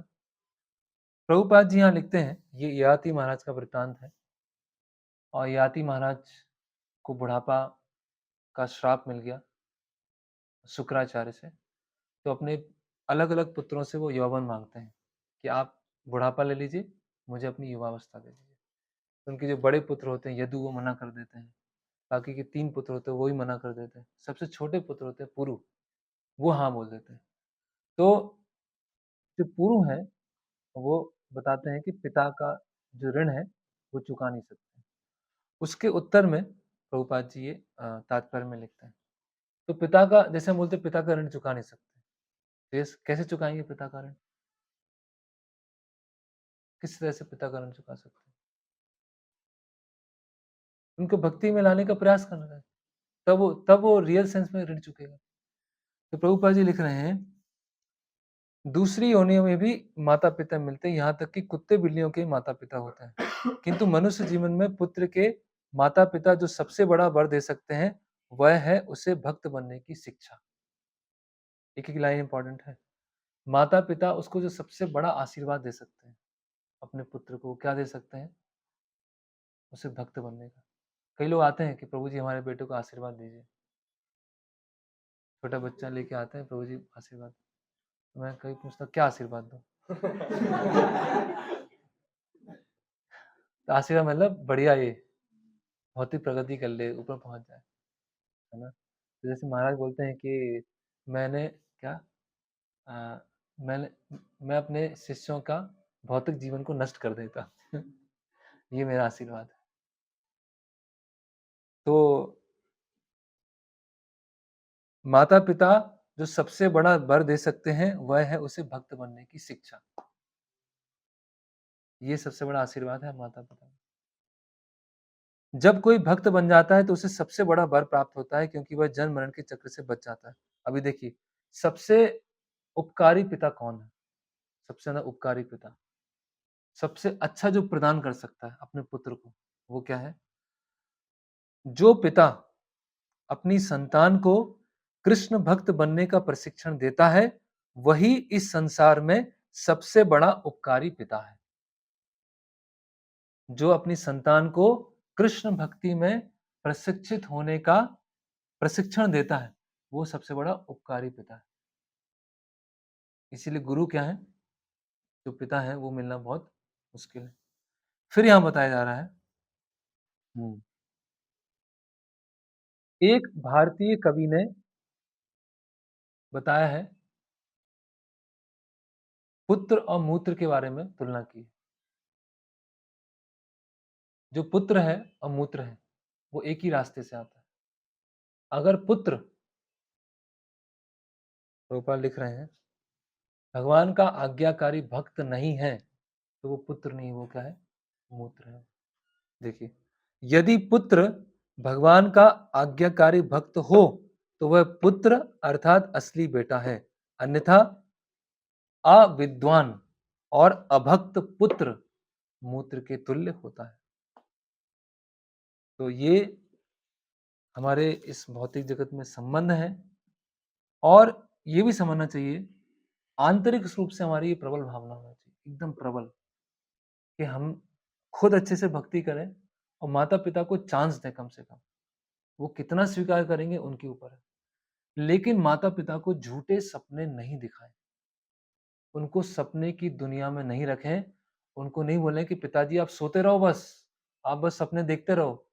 मैं भी उसमें एंटर होने वाला हूँ बस, आ ही रहा हूँ वहाँ पर। मैं भी आपके बगल में ही सो जाता हूँ। फिर क्या है, दोनों मिलके ही सपने देखेंगे। ऐसे नहीं करना है। खुद वहां से उड़ जाना है और माता पिता को उठाना है, तब हम पुत्र होने का कर्तव्य निभा रहे हैं, है ना। नहीं तो क्या होगा,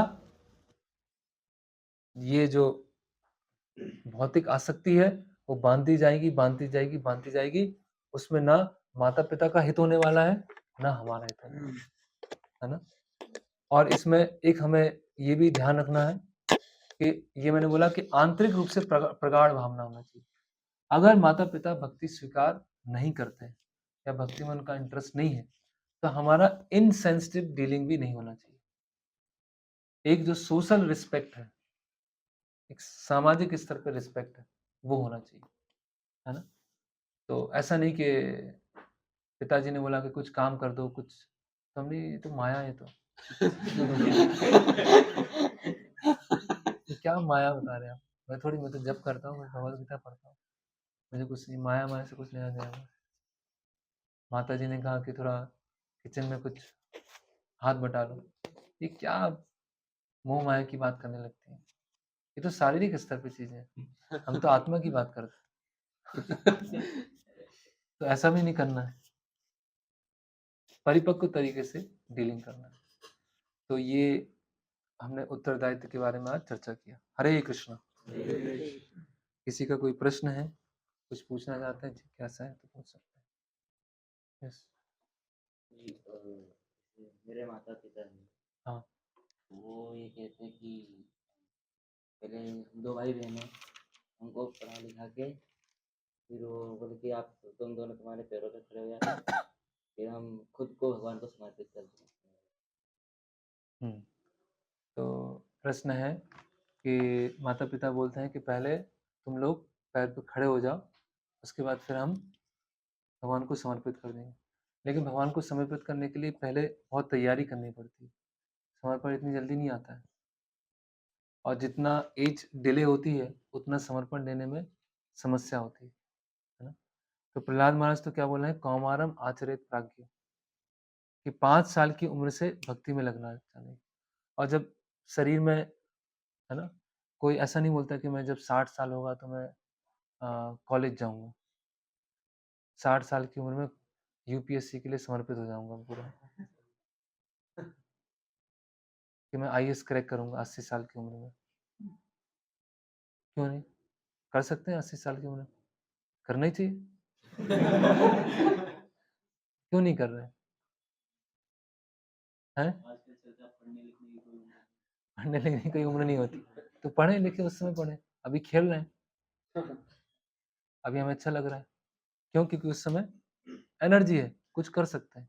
तो जब एनर्जी है, शक्ति है, तो उस समय भगवान की सेवा की जाएगी। और पैर पे खड़े हो जाओ। पैर पे खड़े होने का अर्थ क्या है?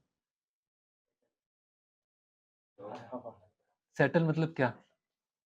इस अच्छी जॉब लग गई लेकिन सुखी है, खुश है, तो अच्छी जॉब क्या? जो 5 लाख महीने कमा रहा है, वो ब्लड प्रेशर की गोलियां खा रहा है, रात में उसको नींद नहीं आ रही है, टेंशन है, एंजाइटी में, किसको अच्छा बोलेंगे? तो यस, हम ऐसा नहीं बोल रहे हैं कि पढ़ाई है, जॉब है, जैसे कार है, तो कार का अपना मेंटेनेंस है, कार में पेट्रोल डालना है, उसकी स्टेपनी चेक करना है, लेकिन कार को किस डायरेक्शन में ले जाना है ना। ये तो ऐसे ही हो गया, पिताजी मैं रोज बढ़िया कार चमकाता हूँ, रोज टायर से हवा निकालता हूँ, रोज भर देता हूँ उसमें, रोज पेट्रोल निकालता हूँ, पेट्रोल भर देता हूँ, रोज बढ़िया करता हूँ।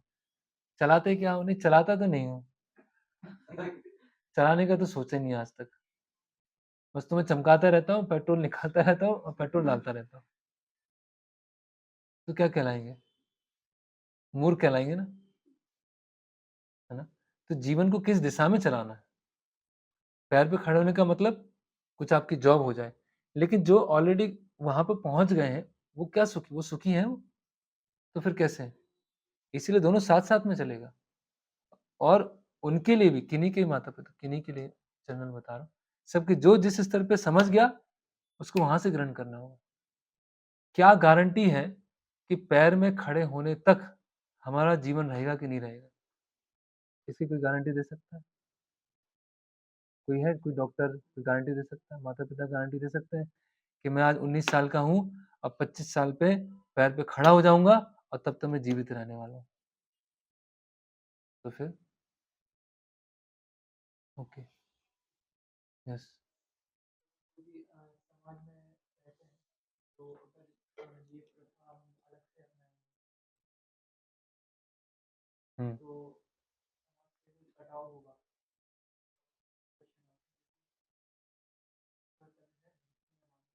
और हम्म और वो अकेला ही जैसे हम्म, और कभी ये करना चाहिए कि जो चलेगी समाज में देश प्रथा है तो इस प्रथा में चाहिए आपको हम्म। कि आप नहीं कर पाएंगे तो उसमें संचय करना ही पड़ेगा और आप क्या देखा जाए हाँ, तो पहला प्रश्न क्या है आपका कि अगर भक्ति करेंगे तो समाज से कटाव होगा। कट आउट हो जाएंगे। हाँ तो हम कैदियों के समाज में हैं, सब जेल में हैं, सब कैदी हैं और हम सुधर के बाहर आ रहे हैं। सब कैदी क्या बोलेंगे यार, इतने सारे कैदी, सब क्या, कैदियों का समाज क्या बोलेगा कि तो सुधर गया, ये तो इसको सुधरना नहीं चाहिए था, इसको तो हमारे तरह बर्बाद रहना चाहिए था। ऐसा है। ये पहले प्रश्न का उत्तर हो गया। दूसरा है कि आप अकेले हैं, 3 बहनें हैं। देखिए, भक्ति का मतलब हम ये नहीं बोल रहे कि जीविकोपार्जन के लिए कार्य नहीं करना है। वो जैसे मैंने बताया, कर्तव्य मतलब शारीरिक स्तर पे भी है और आध्यात्मिक स्तर पे। लेकिन जितने भी जो निचले स्तर के कर्तव्य हैं, वो किस लिए हैं? जिससे हम उच्च स्तर का कर्तव्य आसानी से कर सकें।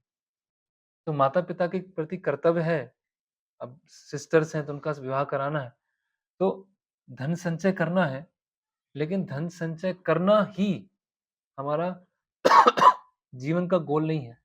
जीवन का गोल हर परिस्थिति में भगवान की सेवा करना। फिर जो हमारी पारिवारिक स्थिति है, उसको देखते हुए जितना मुझे आवश्यक है धन संचय करने का, उसके लिए मैं जॉब करूँगा, है ना? ऐसा नहीं कि उसके पीछे पूरा एकदम ऐसा हो गया, पूरा एब्ज़ॉर्ब हो गया, पूरे पागल हो गए इसके लिए, अब भक्ति का कुछ लेना-देना नहीं। प्रभु जी बस फिर तो क्या है, बस बहनों का विवाह हो जाए, माता-पिता सेटल हो जाए तब भक्ति करूँगा, अभी आप कुछ मुझसे बोलिएगा मत कुछ। इम्पोर्टेंट चीज़ क्या है? भक्ति। तो उसको ध्यान में रखते हुए बाकी चीज़ें सेटल होंगी। लोग क्या करते हैं, बाकी चीज़ सब कुछ कर लेते हैं। फिर थोड़ा समय बचता है तो भक्ति उसमें अंदर कर देते हैं। लेकिन भक्त का जीवन क्या होता है? पहले भक्ति प्रायोरिटी पर है। तो उसके अकॉर्डिंग बाकी चीज़ें सब सेट होती हैं। तो इसी तरह हमारी जो पारिवारिक ज़िम्मेदारी है, धनोपार्जन है, उस तरह से वो सेट होगा। और कोई प्रश्न? तो हुँ, यही कोई हमारे फैमिली मेंबर्स टाइम पार्टी कराता हूँ हुँ, क्रिश्चियन लिखा जाता हूँ, तो ये चीज़ कोई यदि डिवोटीज के संदर्भ में पूछेगी कि किस भी हुँ। मिलते हैं। तो प्रश्न है कि अगर जैसे सैंड पार्टिकल्स हैं, तो वो पारिवारिक जीवन एक सैंड पार्टिकल की तरह मिलते हैं और बिछड़ जाते हैं। तो भक्तों के परिप्रेक्ष्य में भी ऐसा होता है? नहीं, आध्यात्मिक संबंध नित्य होते हैं। तो हम जैसे बोलते हैं चक्षुदाम दिलो जी, जन्मे जन्मे प्रभु से। तो अगर हमारा भक्तों के साथ आध्यात्मिक संबंध है, तो वो भी क्या रहेगा? वो नित्य रहेगा। केवल गुरु के साथ नहीं, वैष्णवों के साथ भी अगर हमारा आध्यात्मिक संबंध है, तो वो भी नित्य रहेगा। जैसे एक वैष्णव सॉन्ग आता है, उसमें शायद नरोत्तम दास ठाकुर का है, तो उसमें सॉन्ग में ऐसा आता है कि जब वो नरोत्तम दास ठाकुर वहाँ जाएँगे, भगवत धाम जाएँगे, तो अन्य भक्तों को इस तरह से वो पहचानेंगे, अन्य भक्तों के साथ रहेंगे। रामचंद्र संगम आगे नरोत्तम दास। तो जो वैष्णव का भी संबंध होता है आपस में, और गुरु के साथ जो संबंध होता है, वो भी नित्य होता है। डिपेंड करता है आध्यात्मिक का कितना स्तर है, मतलब कितना 100% स्पिरिचुअल रिलेशनशिप है, तो वो भी नित्य रहेगा। तो स्पिरिचुअल रिलेशनशिप किसको बोलता है, मतलब उसका आदान प्रदान कैसा होता स्पिरिचुअल रिलेशनशिप मतलब से हम सेवक हैं और उनकी सेवा करने का प्रयास कर रहे हैं, उनकी आज्ञा का पालन करने का प्रयास कर रहे हैं। तो जब इस तरह से संबंध होता है कि दोनों एक दूसरे की हेल्प कर रहे हैं भगवान की सेवा में आगे बढ़ने के लिए, तो वो आध्यात्मिक संबंध रहता है। तो इस तरह से वो नित्य संबंध हो जाता एक पॉइंट है कि जब माता पिता ऐसा कहते हैं कि मेरा पुत्र सुखी रहे, मैं तो चाहता हूँ मेरा पुत्र बहुत आगे बढ़े, कमाए। मैं तो अपने लिए नहीं मांग रहा हूँ, कुछ पुत्र के लिए मांग रहा हूँ ताकि वो सुखी रहे। तो उसमें इसमें ऐसा नहीं कि वो अपनी सेल्फिशनेस को कवर कर रहे हैं सेल्फलेसनेस का बहाना देकर है। कि मैं मेरे लिए नहीं चाहता हूँ, हम्म, देखिए है वो एक्सट्रीम सेल्फ ग्रेटिफिकेशन, हम्म, लेकिन वो बोल रहे हैं कि वो मेरे पुत्र सुखी के रहे। लिए। हाँ, यस यस, क्योंकि उनको पता नहीं कि बच्चा वास्तव में सुखी किस में रहेगा। जिस तरह से मैं सुखी हूँ वैसे ही मेरा बच्चा सुखी रहे, और उसके सुख को देखते हुए मैं सुखी हूँ। अगर वो भक्ति में आया हम्म, और उससे उनको क्या लगेगा, भक्ति में आके एक तो वो सुखी नहीं है, मतलब उसके कंफर्ट थोड़े कम हो गए, हम्म, और दूसरा कि जैसे माता पिता चाहते थे कि वो आगे चल के ये बनेगा, वो टूट गया वो चीज, तो उनको दुख हो रहा है। तो वो सेल्फलेस लग रहा है लेकिन सेल्फलेस है नहीं वास्तव में।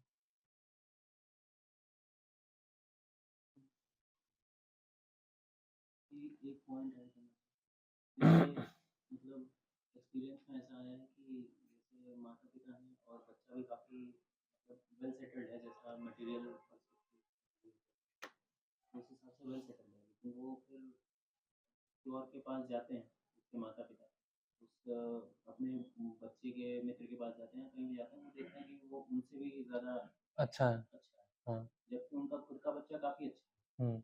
लेकिन जब वो उसको देखते हैं तो उनको लगता है हमारा बच्चा कुछ नहीं कर रहा है। हाँ, यस यस अभी यस। हमारे एक मित्र आया था, वो प्राइवेट जॉब करता है, तो उज्जैन लेके गए थे वहाँ, तो गेस्ट हाउस में रुके थे, इनकम टैक्स गेस्ट हाउस में, तो फैसिलिटीज़ हैं उन लोगों को फ्री में रुकने का मिलता है। हम्म।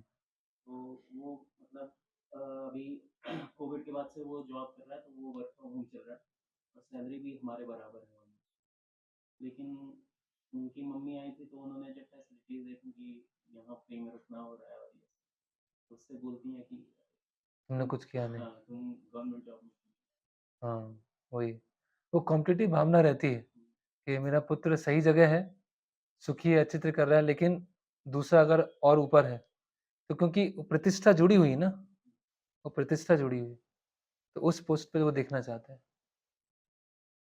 यस। और कोई?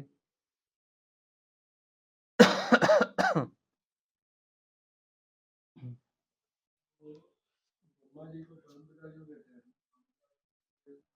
भगवान कहते हैं हम ही सबके बीच में दाता है, तो परम पिता वो जो एक ब्रह्मांड के परिप्रेक्ष्य में बोलते हैं, जहाँ हम बोलते हैं कि सृष्टि कौन करते हैं, तो बोलते हैं महाविष्णु सृष्टि करते हैं, शिव जी भी सृष्टि करते हैं, ब्रह्मा जी भी सृष्टि करते हैं। तो किस परिप्रेक्ष्य से बोला जा रहा है? इसी तरह से परम पिता बोलते हैं ब्रह्मा जी को, तो एक ब्रह्मांड, केवल एक छोटे ब्रह्मांड के परिप्रेक्ष्य से बोला जाता है कि सभी योनियों को वो देते हैं। लेकिन ब्रह्मा जी को भी कौन दे रहा है? विष्णु दे रहा है, और विष्णु को कृष्ण, इस तरह से।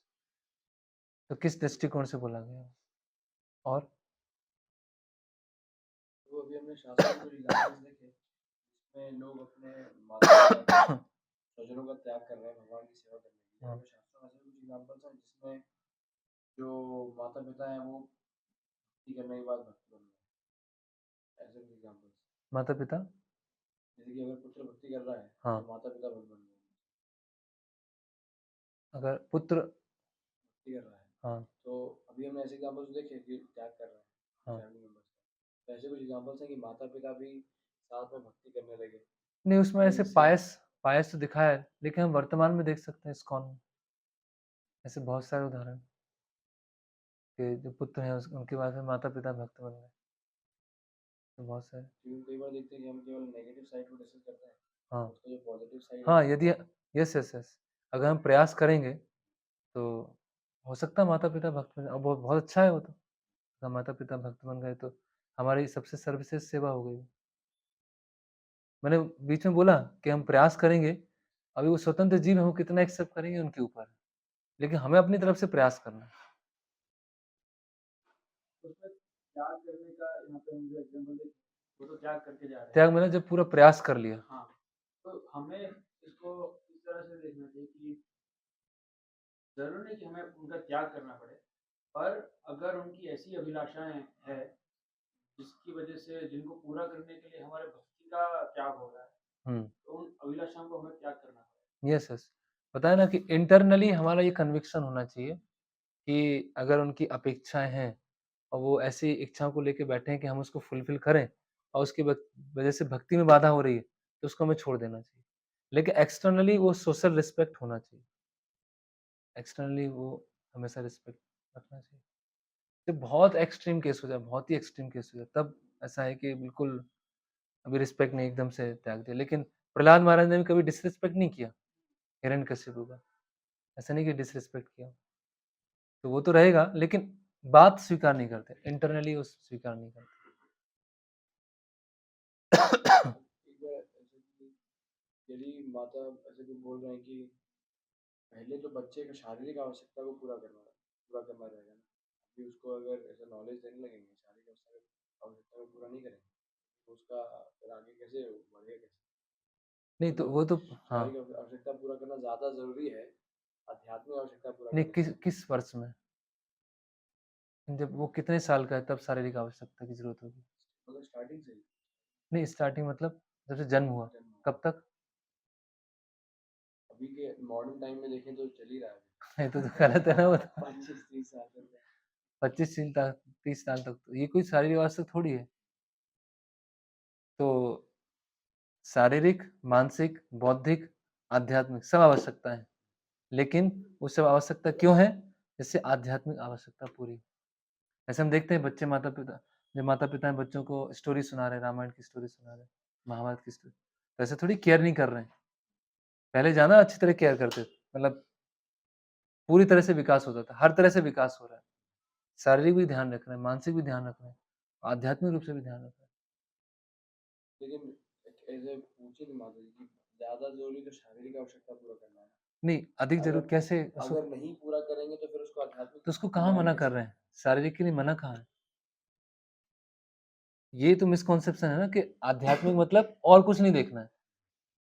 हम केवल आध्यात्मिक है तो आत्मा की ध्यान रखें ना, फिर तो प्रसाद भी नहीं देना चाहिए फिर तो। सोना भी नहीं चाहिए। सो मत बेटा, तुम्हारी केवल आध्यात्मिक आवश्यकता है और कोई प्रसाद नहीं मिलेगा, केवल आत्मा की आवश्यकता मिलेगी। फिर तो ऐसा हो जाएगा। तो वो सब आवश्यकताएँ हैं, लेकिन किसके लिए? आध्यात्मिक आवश्यकता को पूर्ति करने। तो शरीर खलु एव साधनम, शरीर क्या एक साधन है भक्ति करने का। तो इधर प्रश्न यस तो महाराज अपनी मतलब माता जी के साथ गए हाँ तो जो भगवत धाम में गए थे तो वहाँ पर फैमिलीज में रहती है। हाँ, तीसरा स्कंद में बताया है वैकुंठ में जब जय विजय का वृत्तांत आता है, तो वहाँ भी परिवार होते हैं। वहाँ भी जैसे पति हैं, पत्नी है, माता-पिता हैं, बच्चे हैं, सब फैमिलीज़ होती है। लेकिन सबका उद्देश्य क्या होता है? विष्णु सेवा, कृष्ण सेवा और उनका संबंध क्या होता है? पूरा आध्यात्मिक स्तर पे होता है। जैसे मैं बताया कि जो विमान है, विमान में पति-पत्नी जा रहे हैं, तो पत्नी ने बहुत सुंदर आभूषण, वस्त्र पहने हैं, है ना? लेकिन जो पति है, अपनी पत्नी की तरफ बिल्कुल भी आकर्षित नहीं है और वो दोनों मिलके क्या कर रहे हैं? स्तुतियाँ कर रहे हैं भगवान विष्णु की। तो ऐसा नहीं कि भौतिक आसक्ति खत्म करना है और आध्यात्मिक आसक्ति को बढ़ाना है। आध्यात्मिक आसक्ति क्या होगी? जब सब भक्त होंगे, सब उस अंडरस्टैंडिंग पे होंगे। इस तो तरह से। वहाँ तो मतलब बहुत सारे डिवोटीज होंगे हाँ, फिर वो अनंत कोटि वैष्णव भक्तवृंद की जय। फिर मतलब सेवा को चांस कैसे सेवा चलती है ना, भगवान की चलेगी, भगवान के भक्तों की चलेगी। ऐसा थोड़ी कि क्या भगवान की तो भक्तों के माध्यम से भगवान की सेवा चलती है ना। गोपिर भरतो पद कमलयो दास दासानुदास, दास के दास के दास के, इस तरह सेवा होती है।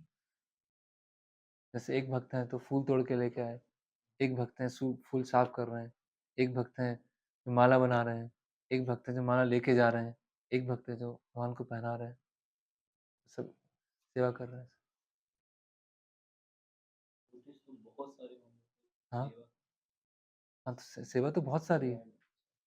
ये तो 1/3 है भौतिक जगत, वो 2/3 है, 75% है वो। आध्यात्मिक जगत तो बहुत बड़ा है, कमी नहीं है सेवा की, वैकेंसी बहुत है वहाँ। आप एंट्रेंस एग्जाम की तैयारी कीजिए, वहाँ वैकेंसी मिल जाएगी, और कोई कंपटीशन नहीं है। पहली बात क्या है, वहाँ कोई कंपटीशन नहीं है। अभी 500 लोग एग्जाम दे रहे हैं भगवत धाम जाने का, तो 500 सीट है वहाँ। 1000 लोग एग्जाम दे रहे हैं तो 1000 सीट है। आपके यहाँ के एग्जाम में क्या होगा, 1 लाख लोग बैठे हैं और 500 सीट है। हाँ। क्यों? क्योंकि वहाँ हर जीव को भगवान की सेवा करने का अवसर है, इसलिए कितना अच्छा है भक्ति, फिर भी हम उसको स्वीकार करना नहीं चाहते। सुना जाता है कि हाँ? वहाँ पर द्वेष होता है, तो हम यहाँ पे आते हैं, हाँ। तो वहाँ आपके जैसे कोई समझाने वाले नहीं रहते हैं?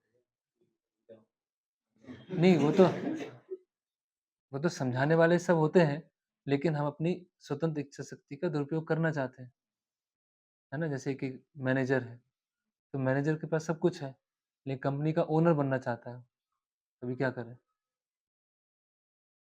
पुत्र है, पुत्र के पास सब कुछ है, पिता का दिया हुआ सब कुछ है, लेकिन पुत्र क्या बोल रहा है, नहीं मैं अपने दम पे करना चाहूँगा, पिता मुझे आपका कुछ उपयोग नहीं करना। तो इसी तरह से भौतिक जगत में ऐसी इच्छा आती है। वहाँ पर भी स्वतंत्र रहता है जीव। स्वतंत्र इच्छा शक्ति है तभी तो प्रेम होगा ना। ऐसा थोड़ी बंदूक दिखा के प्रेम करो मुझसे। स्वतंत्र इच्छा शक्ति होगी ना। एक फूल पे बिना फूल का, हाँ, तो फिर ऐसी इच्छा क्यों मांगी? वो स्वतंत्र इच्छा शक्ति रहती है, वो फिर अलग टॉपिक हो जाएगा वो। थोड़ी सी हल्की सी इच्छा होती है, उसका वो दुरुपयोग करता है। एक बार दुरुपयोग करने के बाद यहाँ पे आता है, कई जन्म रहता है, फिर सीखता है, फिर वहाँ जाता है तो उसको उसका साक्षात्कार रहता है, फिर वो दोबारा गलती नहीं करता है।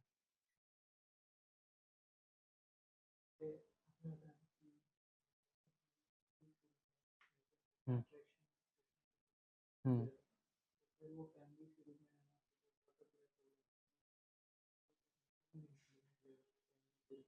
नहीं, पर्पसलेस क्यों हो गया?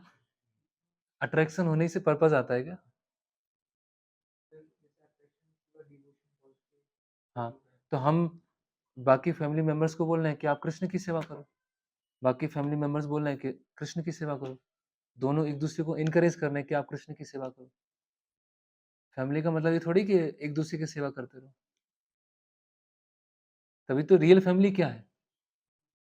वास्तव फैमिली यही है ना कि हर फैमिली मेंबर एक-दूसरे को बोला है कृष्ण की सेवा करो, और उसमें जब परफेक्शन मिल जाता है, फिर वहाँ फैमिली हो जाती है, कृष्णा फैमिली।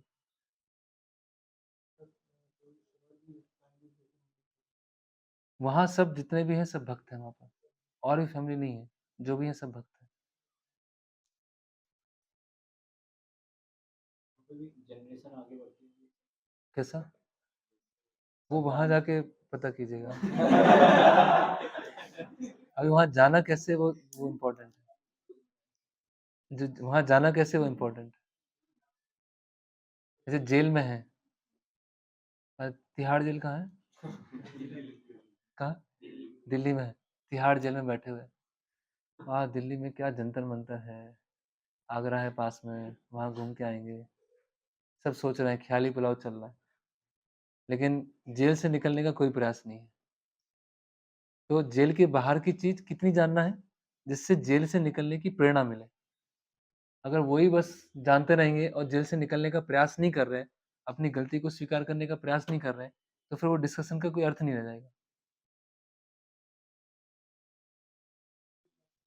ठीक है, हरे कृष्ण। श्रील प्रभुपाद की जय, श्रीमद् भागवतम की जय।